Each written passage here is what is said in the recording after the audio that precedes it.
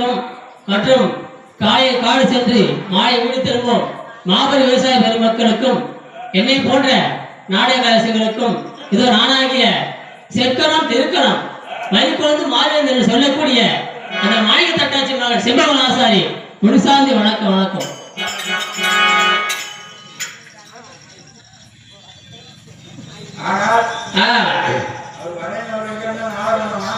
அதாவது செம்பகன் ஆசாரியப்பட்டவன் அந்த உறையூர் பட்டினம் சிவசோராஜனுக்கு வருடம் பவுனக்கா தங்கமக்கா கொண்டு போது வழக்கம்.